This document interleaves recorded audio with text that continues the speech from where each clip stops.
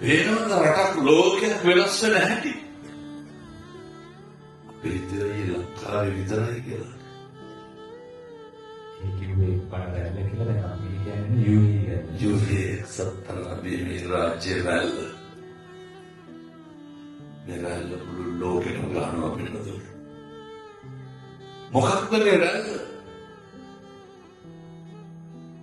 මේ වැල්ලට එකව වෙලා ඉන්නේ සත්පුරුෂයෝ. මේ වැල්ල සරයි. පිළිතුරු ගොඩ මොකක්ද දෙන්නේ? සම්බුද්ධ ශාසනය ධර්මය ඒ පැත්තට මේ රැල්ල ගන්න. රැල්ල කොච්චර සර වුණාද කියනවනම් අසත්පුරුෂයෝ රැල්ලට ගහගෙන යනවාද ධර්මයේ පැත්තට. පෞකාරකම් කරපු තරුණයෝ මේ රැල්ලට අහුවුණාද නේද? අල්ලන දැන් ගහගෙන යනවා හොගා.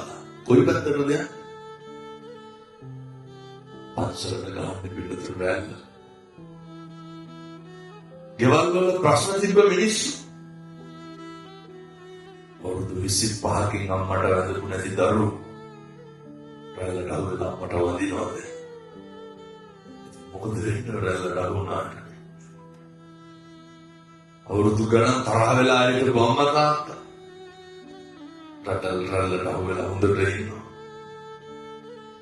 කොල්ලෝ පොරොන්දු වෙනවා බෙන්නද? පොරොන්දු වෙනවා මොනවා කියලා? ආම්තුරුවනේ රැන් 9ට හැමදාම ගෙදර යනකොට 10යි 11යි. දැන් අතට කාලා අම්මලත් එක්ක බුදිය ගන්නවලු. මොකද වෙන්නේ එහෙම වුණාට? ප්‍රශ්න නැතිව ජීවිතේ මිරිකිලා තෙරපිලා පොඩි වෙලා හිටපු තරුණයෝ ජරයක් කරගෙන නැගිටිනවා. මොකේ ආනුභාවය මේ ධර්මයේ ආශ්චර්ය පිළිතුරයි.